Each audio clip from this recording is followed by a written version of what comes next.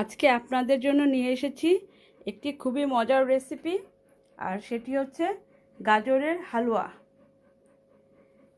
এটা ট্রেডিশনাল উপায়ে তৈরি করা একদম অথেন্টিক রেসিপি। কালারটা দেখেন কি সুন্দর এবং খুবই মজা খেতে এবং খুবই খুবই মিষ্টি গন্ধ এটার। এখানে 1 চামচের মতো ঘি দিলাম। ঘিটা দেওয়ার কারণ হচ্ছে যে গাজরের রঙটা সুন্দর থাকবে আর গাজরটা পুড়ে যাবে না এই ঘিটা। এখন এখানে এই যে গ্রেট করা গাজর, কুচি করা গ্রেট করা গাজর, আমি এই তেল ঘিটা গরম হয়ে গেছে। এখন আমি এটা আমি এটাকে 30 সেকেন্ড,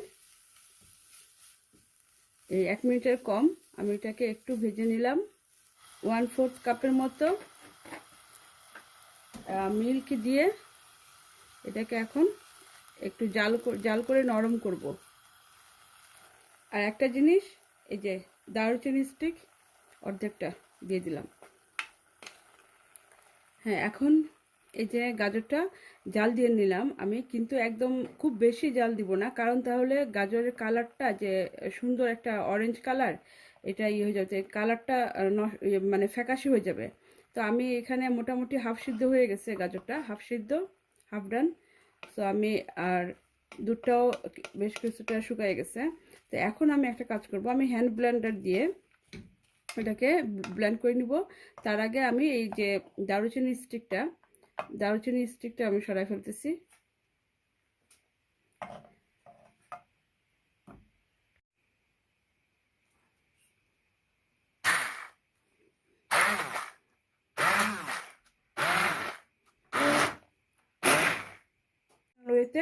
আমি এখানে ঘি দিয়ে দিলাম এবং এই যে ঘিটা দিচ্ছি আমি 1 টেবিল চামচের একটু বেশি।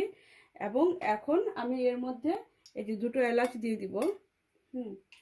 2টো এলাচ দিয়ে দিব। এখন আমি এর মধ্যে আঁচটাকে কম রেখে এখন আমি এই গাজরের হালুয়াটা আমি এখানের মধ্যে ঢেলে দিচ্ছি।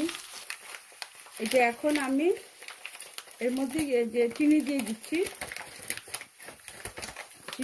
চিনিটা তো আপনারা আপনাদের পরিমাণ পছন্দ মতো দিবেন। এই যে কালারটা যদি আপনারা সুন্দর রাখতে চান, তাহলে আমি ঠিক যেভাবে বলেছি একদম প্রত্যেকটা টিপস আপনাদেরকে ফলো করতে হবে।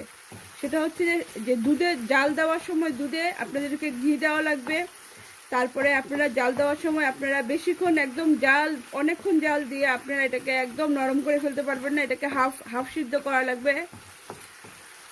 তারপরে এই যে এইভাবে করে আপনার ব্লেন্ডারে আপনি ব্লেন্ড করে নেবেন, অথবা হ্যান্ড ব্লেন্ডারে ব্লেন্ড করে নেবেন।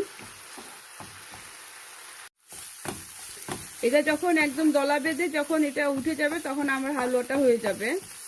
আমার প্রায় হয়ে আসছে এবং কালারটা অনেক সুন্দর, খুব সুন্দর একটা কমলা কালার হয়েছে। এবং আমি কোনো ধরনের ফুড কালার এখানে ব্যবহার করি নাই। এখানের মধ্যে একটু বাদাম দিলাম, আমন্ড বাদামটা দিলাম। এই যে এখন বেশ এই যে এটা তেলটা ভাসছে, তেলটা বের হয়ে আসছে, আর এই যে একসাথে যে দলা বেঁধে দলা পাকায় গেছে। তো এখন এটা হয়ে গেছে।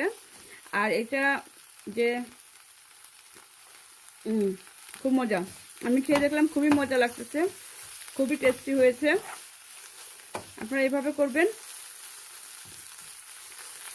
বন্ধ করে দিচ্ছি চুলা। আর একটা জিনিস অবশ্যই ইম্পর্টেন্ট, সেটা হচ্ছে দুধটা বেশি দেওয়া যাবে না, কারণ বিকজ দুধ বেশি দিলে পরে তখন আপনি এই যে নাড়ার সময় অনেকক্ষণ আপনার সময় লাগবে এটা দুধটা শুকাতে।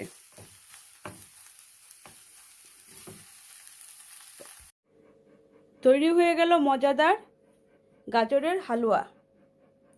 এটা দেখতে যেমন সুন্দর, কালারটা অসম্ভব সুন্দর হয়েছে এবং খেতে অনেক অনেক মজার।